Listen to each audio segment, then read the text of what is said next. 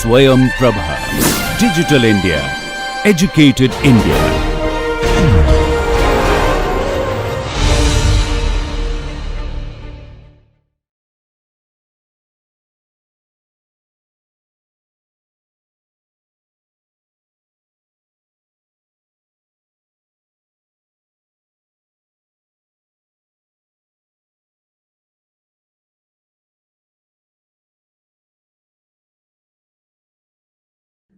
Hello and welcome to Marketing Management, a VUCA perspective.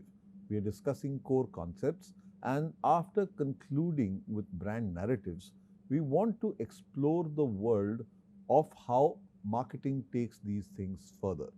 On this amazing and fun journey, I am your tour guide and friend, Siddhi Bhattacharyya.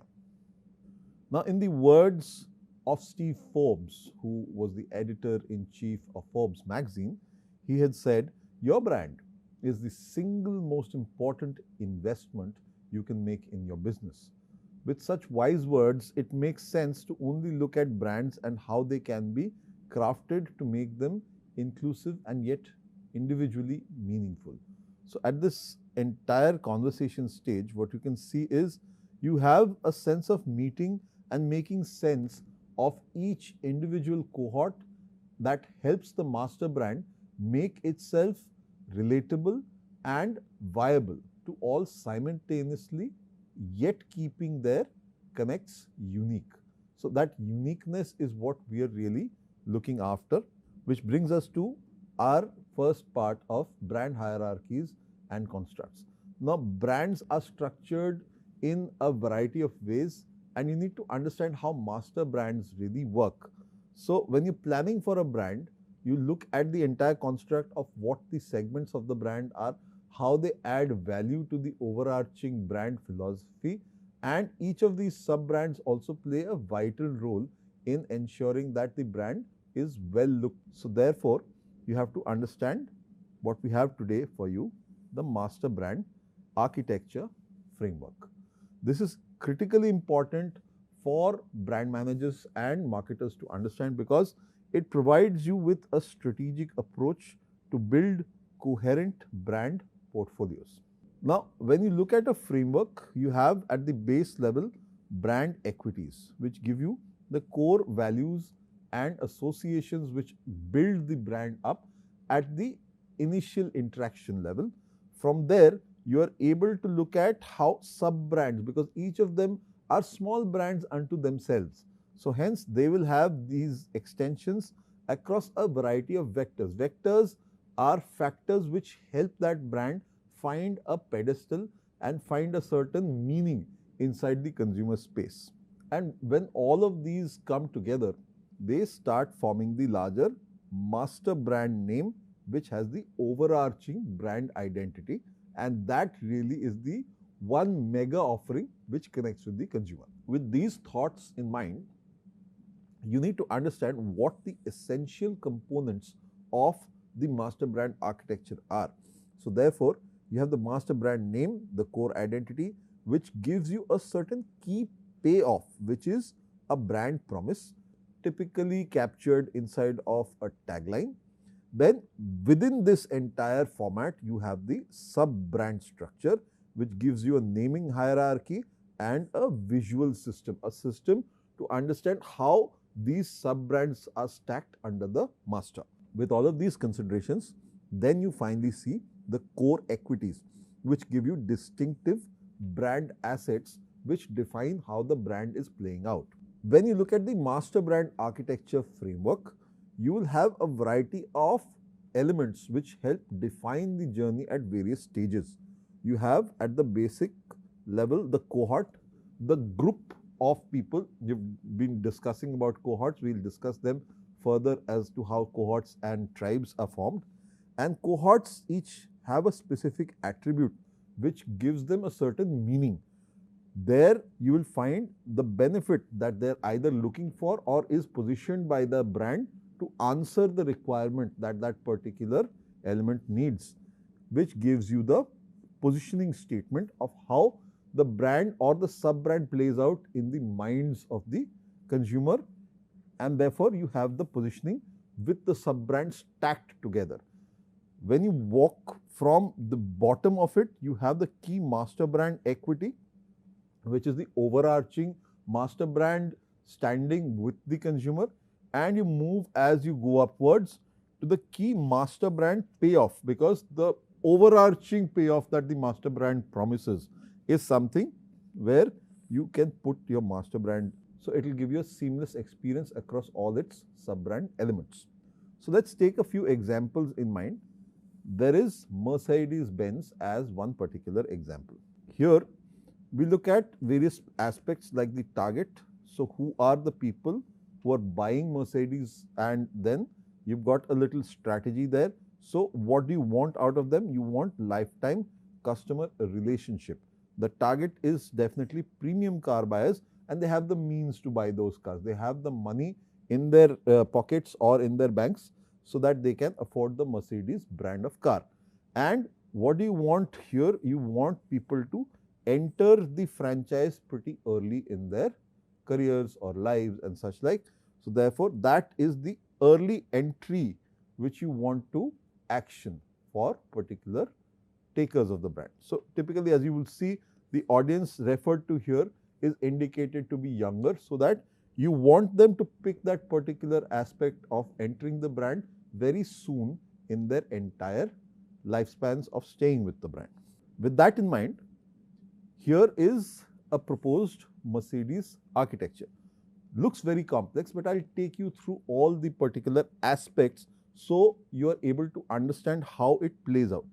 So as the primary vector, there is a cohort life stage. Now, the cohort here is the set of people who want to buy a Mercedes.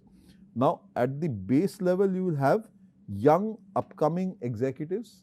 So these people will be high flyers, go-getters, and fairly rising stars in their organization. They have the means. Then you've got beyond them established business executives, and then right at the top fragment you will have captains of industry who will be the top-notch players in their space. You will see that all of them are looking for the German engineering and premium quality which Mercedes promises. Now, as you move into the brand, for this particular segment, which is the young upcoming executive format, you will see a certain set of cars which appeal to them. Similarly, for established executives, there is a different kind of set, and for captains of industry, you will have a completely different kind of set. So each, therefore, is given a certain reason for it to exist within the larger architecture. So let's look at the secondary vector here. Now, the secondary vector in this case is cohort psychographics. What do they really think about when they own a Mercedes brand? So when they are looking at, let's say, the A series, they are looking to enter into the franchise, they want a Mercedes car. And so therefore, any Mercedes car which they can afford, the first car that they can afford probably is the A series. Then if they are a little better off, then a premium saloon to announce that they have arrived in the corporate space. So hence, if you go for the saloon and if you go for the hatch, you will have differences. If you go for an SUV, you will again have a different kind of car again. Why there is a certain difference between these? Because if there is somebody who just wants a basic entry, they will go for the price sensitive item, which is the hatch. If you put style above everything else, then you may go for a slightly more premium car, but you will prefer a saloon nevertheless. If you're going in for an SUV, you do have a streak of being an explorer at heart. So that is the mindset with which the person comes in. Now, once the attribute is defined, it is a hatch, a saloon, or an SUV, which is the type of car which defines what particular sub-brand they are buying, and then you've got what particular benefit you have. So when you enter the Mercedes space through the A series, you are actually getting badge value, but at a price point which is affordable. Then when you go for the C series, you are getting affordable luxury. For the CLA, it is, yes, the C series, but a little above the cut. So therefore, you stand apart amongst compatriots. And when you go for the GLA series, you get the feel of the SUV under your wheels. Now, you can put in various taglines because these taglines are actually relevant for that particular sub-brand. So, the A series will have the pulse of a new generation, the C will have the best knows no alternative, the CLA is unlike any other, the GLA has always restless, again because it's more exploratory in nature for the audience.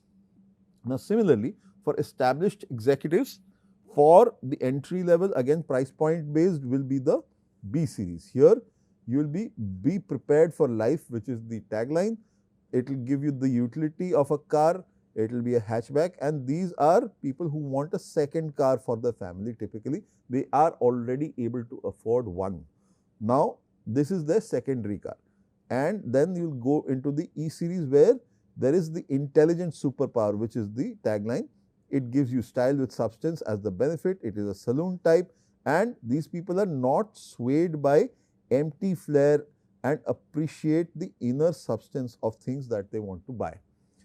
Then there is again the SUV variety where you get the ML, that is the format, the sub-brand for those in control, because again when you are off-roading you need to have control of the car. So, that is also something which is conveyed through the tagline, and it gives them a life of adventure. The SUV is the format, and they are adventurers who like to go off-roading and want to be in charge wherever they are in the outdoors. Then you have the SLK, which is a top line car. Here it is again a sports version. So, here you want that certain adrenaline rush, and it says your closest link with the road, because here, because it's low slung, that is why they are using the witty tagline of your closest link with the road, and it says you love the road and the thrill of speed. Hence, you are going for the SLK. When you are talking of captains of industry, these people have already surpassed this particular aspect and are looking for top end cars. So, here price really is not too much of a consideration. At the base level here is the saloon, because the saloon becomes a convenience based car here rather than price being a factor. So, it has a 5-seater arrangement, it has a boot, it has a regular format. So, therefore, that way it also defines who you are in life. So, it sets the person apart. The S series is a very, very high end car. So, it sets you apart from everything, and once you have it, that is what the tagline also says, this changes everything. So, this therefore defines the space you have arrived at in life, and it gives you the sense of distinction. You are in a relaxed luxury mode. This car will take you wherever you want to go, and it will weather anything pretty much that is thrown at it. So, the S series therefore solves that particular mindset. Then when you are in the SUV space, you want a big rugged SUV to take you places. You need to boss any terrain. This is the kind of thought process which will drive purchase of this car, and it will showcase how you can conquer all obstacles. This gets also reflected in the visual imagery of the communications that comes behind this car, and it showcases absolute supremacy of the roads, and therefore you get the GL to follow that particular line of thought. Then if you want a sporty car, it is young at heart, but you appreciate to true panache. So, this is something where you have arrived in life, you are well established, and now you still have that craving for a young sporty car, and so therefore it gives you perfection, the machine perfected to meet your needs. It gives you the athlete and aesthetic connoisseur like thought process, yet you are at the top end of the food chain. So, hence you are taking the SL, and then there is a further move from there, which is the sports coupe. Now, here it is just a 2-seater, therefore it gives you the desires and gives you the feel of a sports car and the luxury of a sedan, and hence it blends the comfort and power together and outshines everything, which brings you to the CLS as a sub-brand. So, this is how the structuring of a master brand planning architecture and framework showcases how each of the sub-brands plays out within the master brand setting. When you look at the vector strategy, because the vectors are important, because this is what is going on in minds of people, individuals, and they can get segmented because of their spaces as members of certain smaller cohorts. So there you see young executives, they're talking about luxury level entry models. You're talking about established executives. Here you're talking about mid-range premium models, and for captains of industry, you're still looking at flagship luxury models. So all of it throughout is talking luxury. But luxury also has various levels of achievement, and hence each of these have their own standing in the setting of the master brand. Let's look at another car example. Now here the shift, again, it's great in terms of the technology, the innovation, and very importantly the safety aspect. So Volvo is an example of a very safe car. A Volvo also projects luxury, but the primary projection from Volvo's side is that of engineering for safety. Here the target is safety oriented customers. Their strategy is to have a master brand synonymous with safety, and their extensions are again the product attributes as per the vectors. Here if you see, you will have the entire Volvo architecture talking about a peace of mind, and that is something which is projected by the master brand Volvo. And here you will have primary vectors which are safety needs, and secondary vectors which are obviously the vehicle types that you can buy. In terms of the product portfolio, there are the S60, S80 sedans, XC40, XC60, XC90 SUVs, and the V40 cross country. So these are the various product portfolios which become the secondary vector.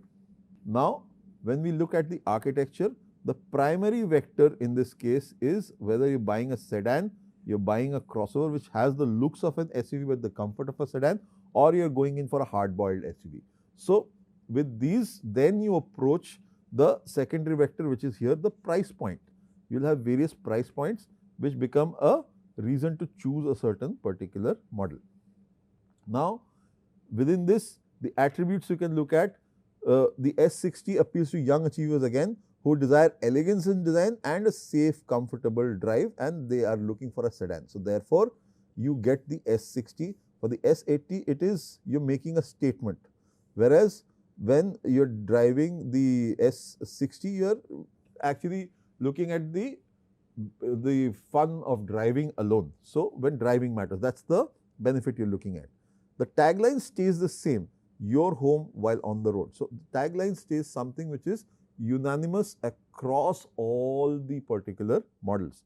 Yet it is a safety cage for those you care about and a comfortable drive for you to enjoy, which is what is represented through copy, through the imagery, etc. Then here you will have in the sedans these two entries, the S60, S80. In the case of the crossovers, you will have the XC40, which will showcase young upcoming professionals who want the assurance of Volvo along with a trendy style, and for the cross country it will be the perfect getaway car. So here you will see people who prefer rugged aesthetics and yearn for a spontaneous adventure. When you're looking at full-blown SUVs, you will look at the XC60 and XC90, where the XC60 says at home everywhere. Here there are talking about demanding drivers who search for adventure and love being in complete control of the journey. The 90 has loaded with possibilities, obviously because it is a bigger car. So therefore drivers who want to be prepared for anything and explore new roads without compromising on the luxury. So this is how the Volvo architecture builds towards the bigger master brand offering, which is peace of mind. Now you've bought a Volvo, on the road it is like a armor cladded car which is going to keep you safe no matter what, and yet you will be able to experience the finesse, the design, the luxury which is therefore placed inside the car. So they always focus first on the safety aspect, but yes, they also capture the unparalleled comfort of the car in itself. Now going further, if you see Volvo's positioning, you will see the S60, S80 says when driving matters, XC40 says make a statement, XC60 says it's a perfect getaway car because there you want to go onto the roads. The XC90 talks about at home everywhere. So this is how the sub-brands play out when it comes to the larger master brand offering, but each has its own way of working within that space of safety, which is a Volvo promise. And each particular sub-brand has its own unique propositioning, which it therefore drives to consumers. So when you look at the brand DNA for Volvo, you'll see at the core values, you'll find non-negotiable brand principles. These are the core values. The brand sticks with these values no matter what. The brand identity is something which is consistent across all touch points. You'll see in the case of both Mercedes as well as Volvo that they are either talking luxury or talking safety, but that becomes the core tenet of their brand identity and is always consistent in whichever design, whichever sub-brand they come up with. The promise again is something consistent across any consumer cohort. And finally, they drive their brand key equity through the entire franchise. The entire franchise benefits from those key equities which the brand muscles and which the brand carries in its conversations wherever it goes. Now with that, let's look at something which is not so luxurious, but yet is something which can be understood fairly well. It is something most of us have worn. It's a Nike shoe. Now here, it is an extremely strong master brand compared to the others where each particular sub-brand also has its own unique following. Here we are talking about the master brand being extremely strong and pulling every other sub-brand within it to a particular end result. Here you will find that the master brand is instantly recognizable the world across. It has a very clear vector that it is made for running primarily, but yes, then there are various other sports which also come into play, but each of these sports requires a certain amount of running. Casual shoes which Nike produces also have a certain vector of athleticism and outdoorsiness, and so therefore it has movement, it has that running activity brought into play. There are certain sub-brands which actually get fostered out of technology integration, and this addresses very specific performance needs for certain cohorts. So we'll explore all of these as we go ahead. Now, in terms of the Nike architecture, you'll see they have technology and a benefit. So if you've got Nike Free, it is about natural foot movement.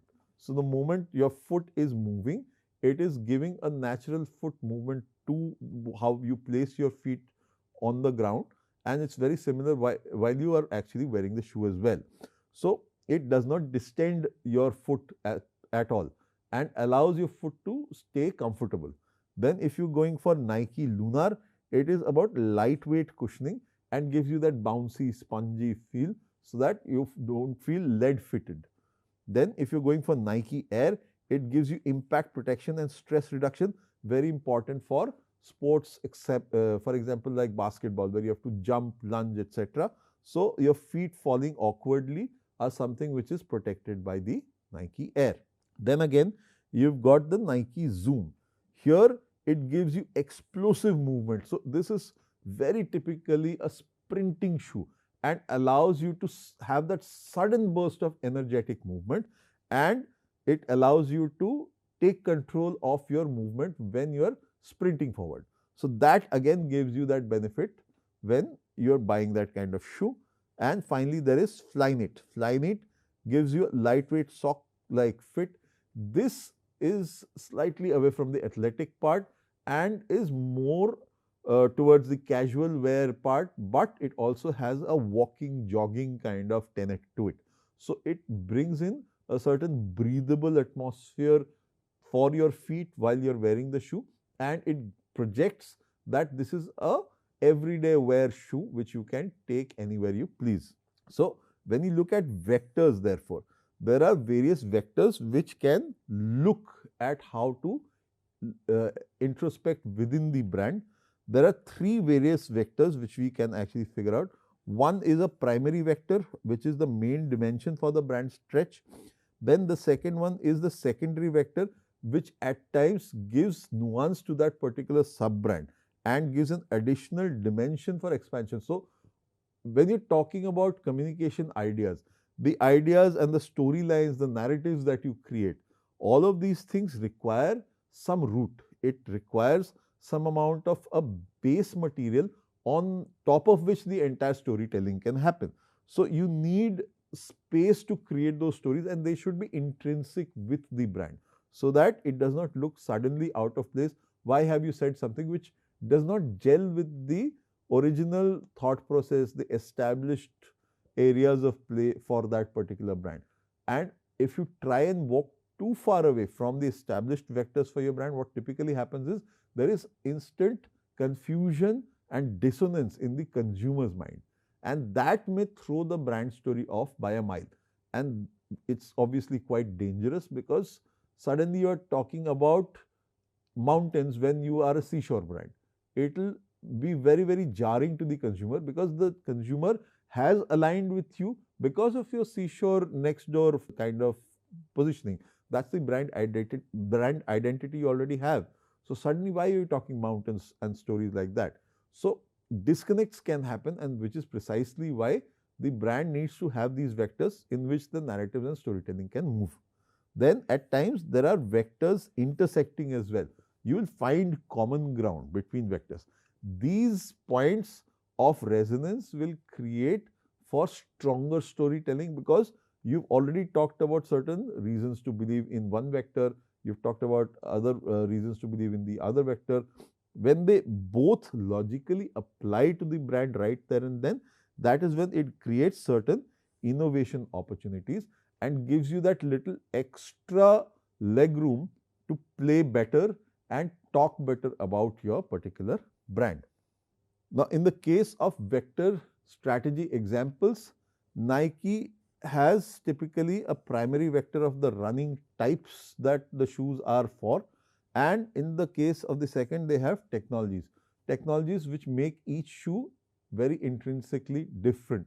In the case of Mercedes, what we have observed is it has primarily the life stage at which the audience is as a primary vector, and the secondary vector is the vehicle type. In the case of Volvo, the primary vector is the safety need, and the secondary vector is other vehicle attributes which can define the story better for the vehicle. So, if we look at Nike's architecture, you will find that they are always talking about extreme capabilities, unmatched performance, and because it says just do it, it is pushing every average Joe to become a winner. So, it really takes the stance of the high ground and pushes people, normal people, to go out and achieve something, which is why it says it will turn people into winners. The primary vector in the case of Nike is the cohort and the need.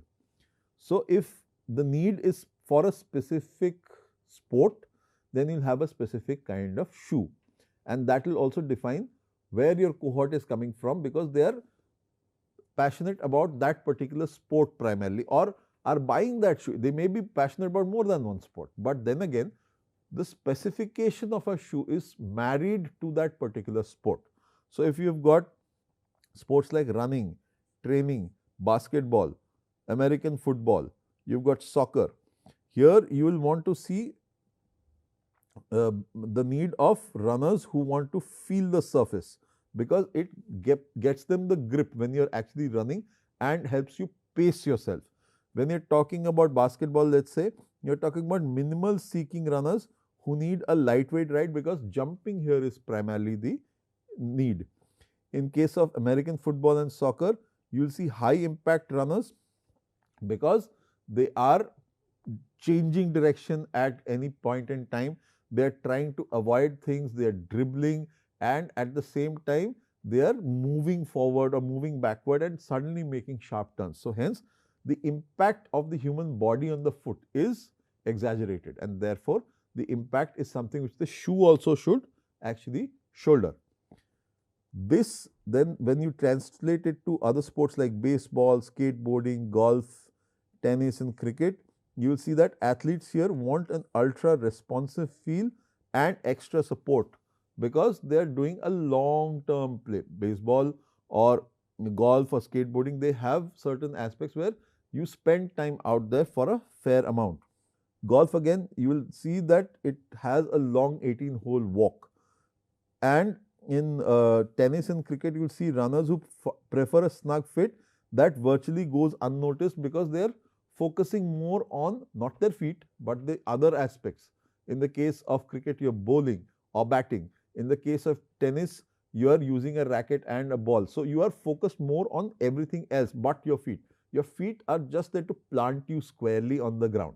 So, long distance runners need maximum amount of energy to be moved forward when they take each stride. So, all of these aspects, when you are fielding, when you are running up to a bowling position, when you are batting and running between wickets, all of these factors very strongly become important.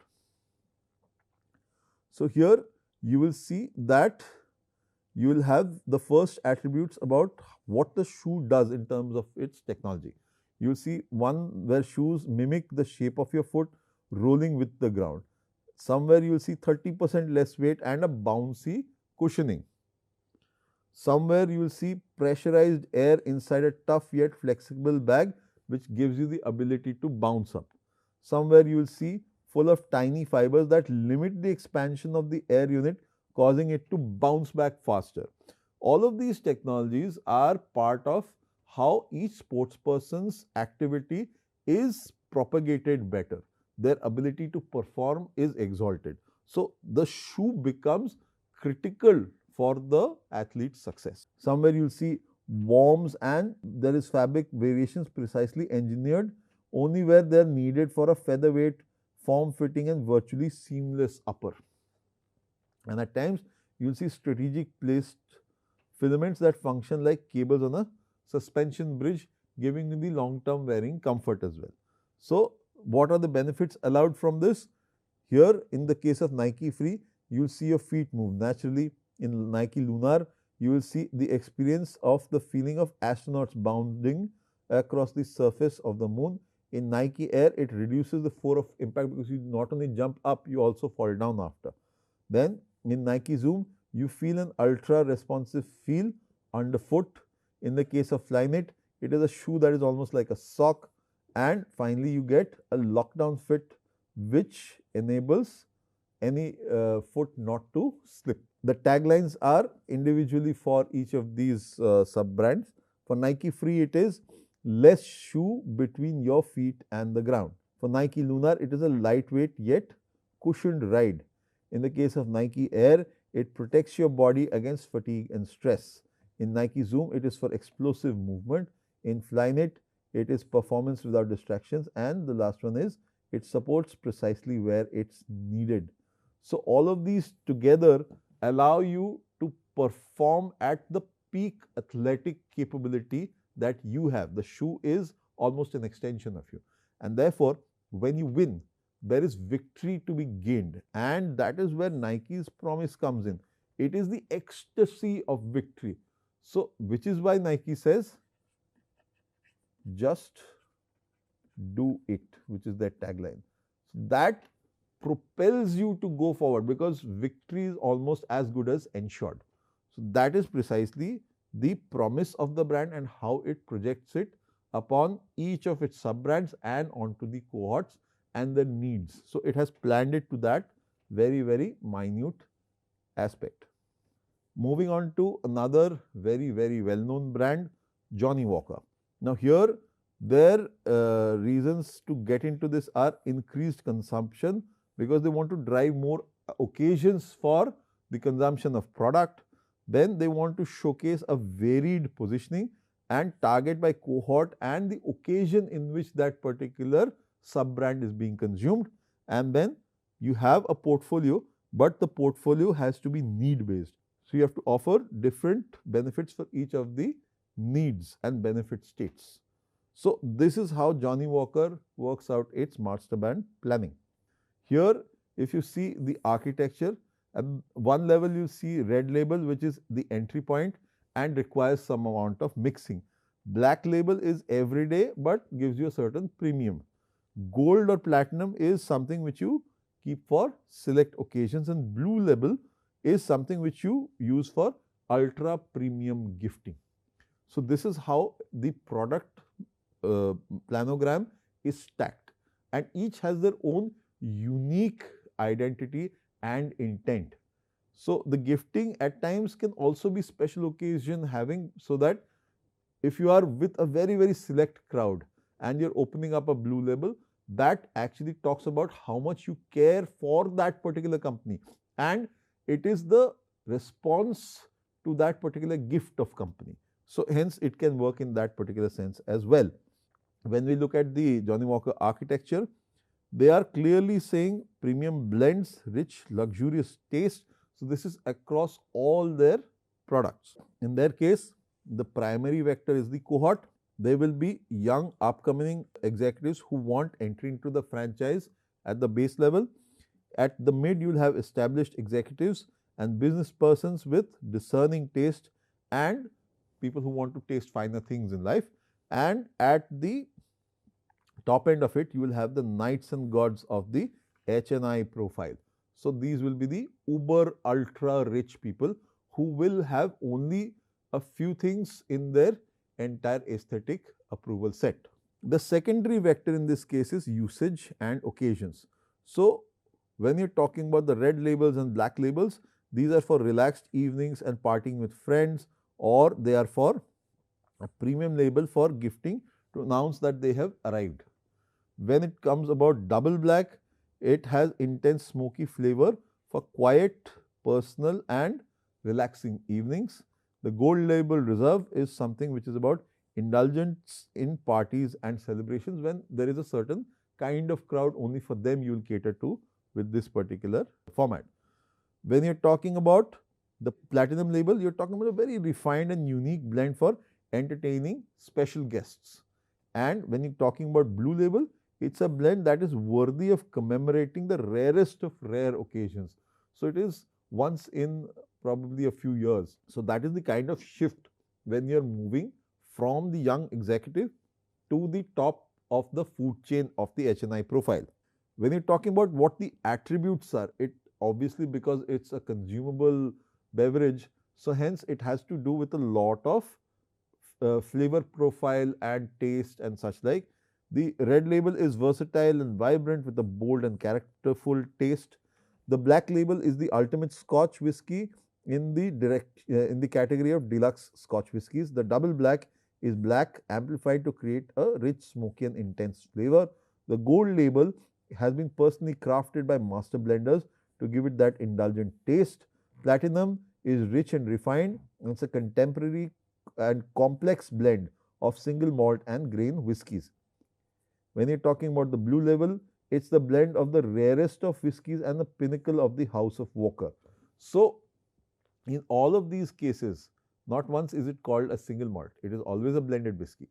But the kind of blends, the kind of scotches which are brought into it, and the master blenders' craftsmanship is something which, as the brand goes upward in its offering set, is what is discussed here for the consumer as well. The benefits for a red label are you get a taste of the world's fine tasting whiskies. When it talks about black label, it says you go and make a statement. Double black is a little more than a statement, so there is a certain distinction here. For gold label, it is the new standard of celebration. For platinum, this is the next step in the Johnnie Walker journey. So when you're talking about next step, this is something which ensures your entry into the HNI profile. And when you're talking about the blue label, it is exclusive rarity, and so there are very numbered bottles, and the numbered bottles add to that rarity aspect. In the tagline, you'll see red label says discover the big bold flavor of Johnnie Walker, because it's an introductory welcome sign. The black label is you are a unique composition, or for the important man, it gives you a certain status or class from which it is approached. Then double black is a journey of intensity, which is a tribute to the flavor and the smokiness of the blend. The gold label is where you've played the gold aspect very highly, so turn your world into gold. When you enter platinum, it talks about Knight of the Realm. Now you have arrived in life. You have now become an HNI. You are allowed to have this piece. And when you're talking about blue label, it talks about very subtle, rare occasions and which deserve a rare celebration. This is like once in a few years. So hence it talks about the blue label in a very elated sense, and that too specifically for HNIs. So this is broadly the way the entire Johnnie Walker brand is showcasing how the executive moves up the HNI ladder, and therefore it also says symbol of progress. So that is the progression which it also walks in step with the individual as they grow up the corporate ladder or as they grow up in size and prestige, and Johnnie Walker also improves their offering as the individual is seen moving upwards in society. Then let's look at Casio as an example. Here there is a simple primary vector which is a purpose driven functional watch which does its job very well. Then you've got a secondary vector which has activity specific designs, and your core audience in this case is all sports enthusiasts because primarily Casio's offerings are sporty.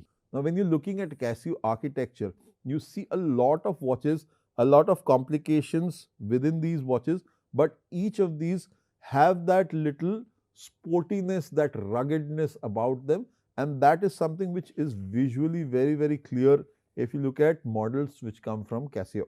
When you look at the architecture, you say it is utility for sports lovers, which is the broad overarching offering and promise from Casio. And when you have each of these elements which you're looking towards in terms of the models, you have the G-Shock, you have the ProTech, you have the OmniSync, you have the Wave Scepter, you've got sports, you've got Baby G, you've got G-Shock S series, Edifice, Classic, Dress. So they have a variety of offerings. They have a variety of vectors, but primarily in the realm of purpose. Why are you buying a particular style or type of watch? And the second vector is where are you going to use it? So in terms of activity. So these two vectors work together. If you are looking at the primary vector of a purpose, then either it is in the adventure or sports gear space or it is used as a lifestyle accessory. The secondary activity within sports would be, is it extreme sports? Is it mountain trekking, skiing, snowboarding, etc.? Is it as a fitness gear? Is it as a complete high-end gear watch for the globe trotter? Or is it just sports gear? When you're looking at it from a lifestyle accessory, are you going to wear it to the beach? Is it a multi-utility active lifestyle accessory for women? Is it a similar kind of multi-utility activity lifestyle accessory for men? Then is it something that you can accessorize with classic styles for everyday use, or is it something which is in the space of smart casual accessories? The utility is therefore important also from Casio's perspective. Here it showcases per particular brand, sub-brand, you will see how they stand apart. So the G-Shock is resistant against shock, electricity, water pressure, etc. The ProTech is fast, precise and powered by light. OmniSync can be synced with fitness applications. Wave Scepter has unique features like 25 time zones, atomic timekeeping, etc. The sports has a hundredth of a second stopwatch, lap memory, 120 and 200 meter water resistance through tough solar options as well. In the case of Baby G, it combines functionality with funky designs because it's made for kids and can also be worn in a light atmosphere like going to the beach. G-Shock S series has sexy designs, funky colors, water plus shock resistance. The Edifice is a complex 3D dial, has solar atomic quartz movement and is light powered. The Classic watches style with features like solar battery power, etc. The Dress is with casual styles with features like LED light, water resistance, etc. Each has its own, therefore, unique benefit. G-Shocks survive the extreme. ProTech is suitable for all mountain expeditions and activities. OmniSync is for fitness monitoring and tracking. Wave Scepter is self-calibrating of time and keeps you on time always. Sports partners with you in all sporty endeavors. Baby G is funky for outdoor. G-Shock S series is something which supports an active lifestyle. Edifice combines the functionality and attractive modern designs. Classic is for everyday casual living, and dress is for going out of town or at work. So, all of these have a very specific functionality based appeal. G-Shock is absolute toughness when it comes to the tagline. Protec is feel the field because you're going out there at the mountainside. Omnisync talks about Bluetooth and sports gear. Wave Scepter keeps you on time always because they have that self-calibration aspect. So, they are highlighting a certain USP here. In the case of Baby G, it just says I am Baby G because it's a style statement. For G-Shock S, it says for fashion forward, influential women, and for Edifice, it talks about speed and intelligence because it is a multi-utility activity, lifestyle and accessory for men. So, hence Edifice captures those particular aspects. Now, overall, Casio is sporty and fun, but you can wear it for different functions, you can wear it for different usages, and hence it has various usage interpretations in its sub-brands. The secondary vector strategy is critically important because it is complementary and has to be unrelated to the primary vector. Why is this important? Because it gives you hidden dimensions of narrative building and storytelling. As a recursive thought, it is also a space which gives you innovation as an offering and gives you the opportunity to create new products also within that particular space, because otherwise you will keep creating one boring linear kind of directional output. Also, finally, you will have expansive and open unexplored market spaces because you may have the primary vector which gives you a certain utilitarian or consumer response based answer, but the second vector gives you a room to play for more, a room to play better, give a certain new news or freshness. We've always talked about this new news. It keeps the conversation fresh and engaging about a brand. And this is critical so that consumers stay curious. They're always looking for what is next that the brand has on offer. Then you've got vector examples by brand. If you see,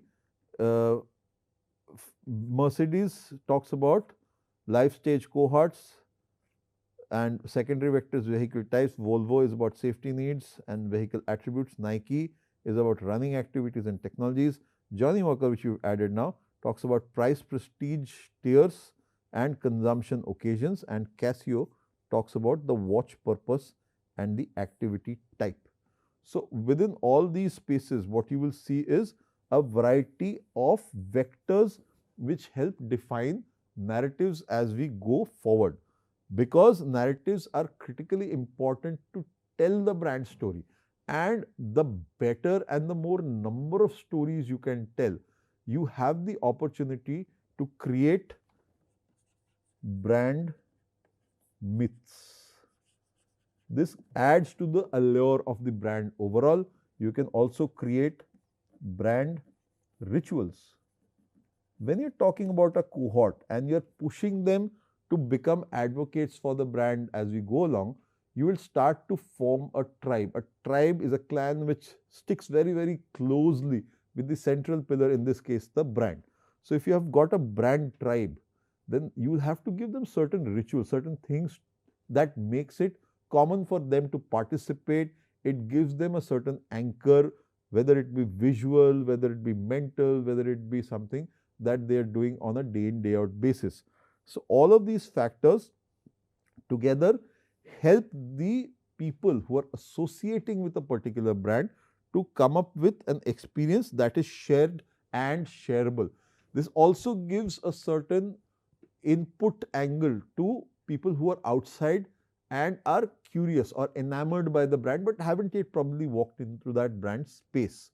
For example, if you look at Harley Davidson's Harley Owners Group or HOG groups as they are known, you will see that it has its own allure because it's about a large group of motorcycle riders who wear these death metal leather jackets, mostly black, and they have helmets, and they're going out as a huge group out there just to ride for the fun of it. There is no racing or anything involved. It's just a huge group of riders riding out. So, the HOG groups is something which becomes a representation of the brand. and that gives people who are onlookers, people who have seen it and not bought a Harley or participated in a hog ride, want to at least first participate. Maybe if they have the means, they will probably want to buy a Harley. So all these factors start bringing people into the curiosity space and then closer to the particular brand, maybe giving them an opportunity to invest in it. So remember that the IDA model gives you awareness, interest, desire, and finally action. So all these vectors, they create these brand myths, the brand rituals, and more narratives and stories which you can push out at consumers to drive them through the IDA model and reach that end point when they are finally going to open their wallets and share the money for the brand. So this therefore gives us the ability to manage the relevance of what the brand stands for in consumers' mind. Now here you need to ask certain very key and tough questions. You need to understand whether the sub-brand addresses real consumer need states. Is the consumer need state that important and that pertinent? This is something which only research can answer. So you need to take this question out there to consumers, sit them down, ask them of it, and see how it weighs out, how it plays out in their mind.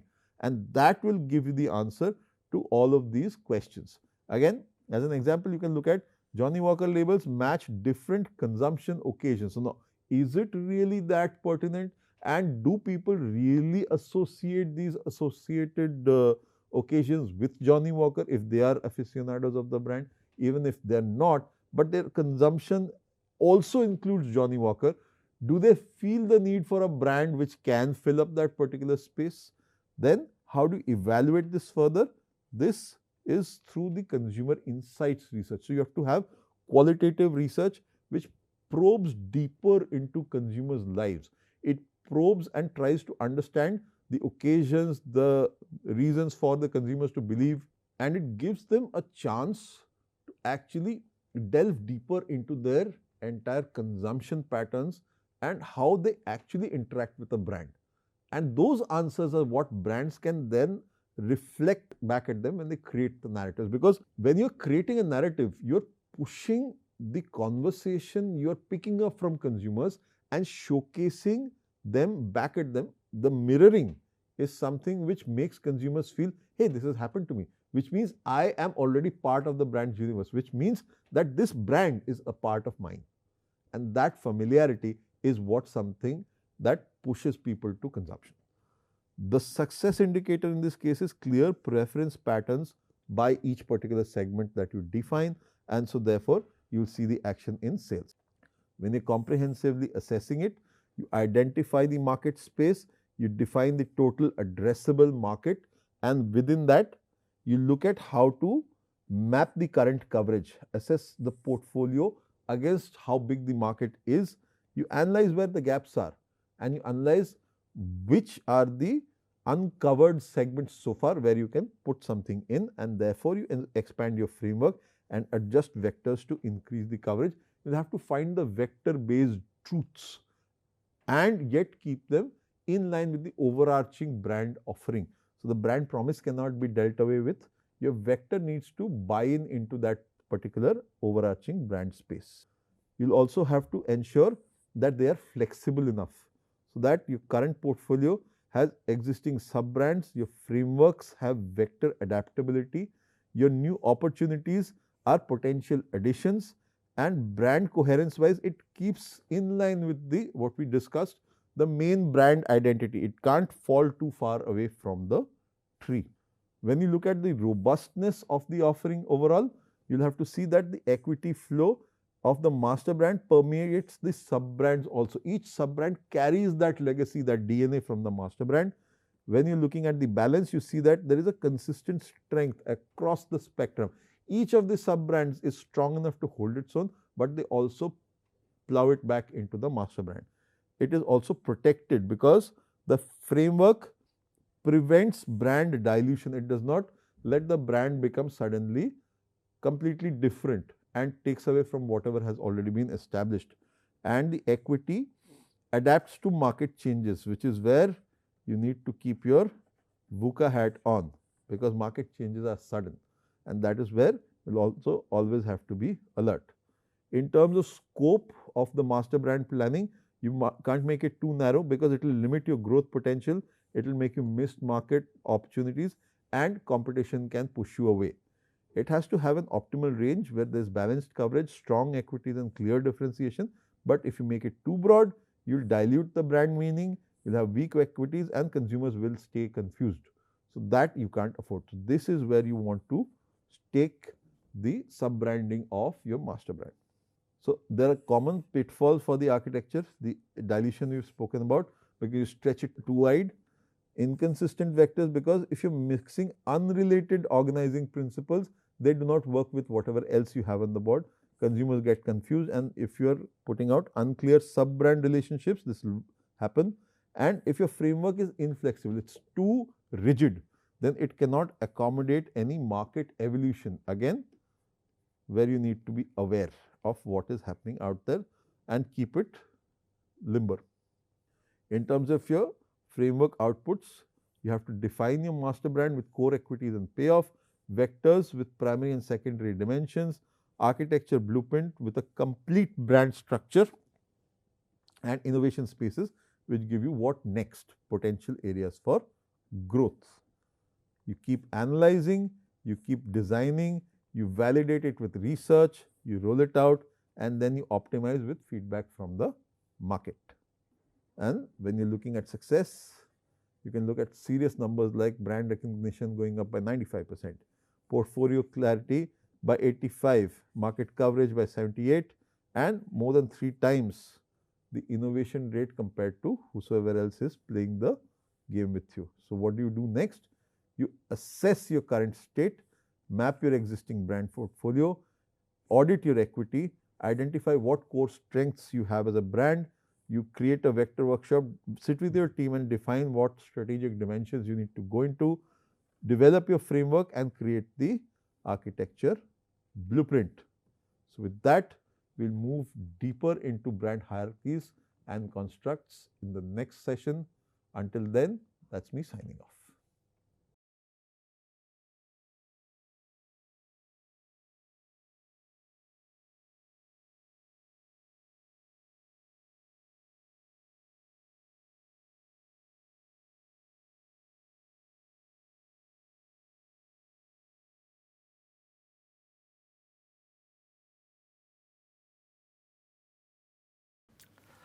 Hello and welcome to this piece of literary snippet. Perhaps the most popular literary genre after novel is the short story. Sharp, compact narratives whose charm lies not only in what is said, but also in what remains unsaid. Today I will be reading one of the shortest instances of a short story that I have ever encountered, and indeed the very charm of this particular story that I am going to read out today lies in the way it abruptly ends. It is an ancient tale from Mesopotamia which has been retold by several authors, among whom the name of Somerset Maugham stands out. The adaptation that I will be reading out is perhaps the closest to the one that Maugham wrote. The story is titled, in all of its adaptations almost, as Appointment in Samara. Here is the story. A merchant in Baghdad once sent one of his servants to the market. The servant was supposed to buy provisions for the merchant, but when he returned, he came back empty-handed. Indeed, the servant had all gone white, and trembling with fear, he told his master that he had met death in the marketplace. When I entered the market, the servant said to his master, I was jostled by a woman, and when I turned to look at her, I saw that she was death. I am very scared, master, because death looked at me with a threatening gesture. can you please lend me your horse so that I can fly away from Baghdad to the town of Samarra and thereby escape death?" The master, being a good man, gave his servant his best horse and saw him gallop off to Samarra to escape death. Then the master himself went to the marketplace and confronted death. "Why did you make a threatening gesture to my servant?" asked the master to death. And death replied, "It was not a threatening gesture.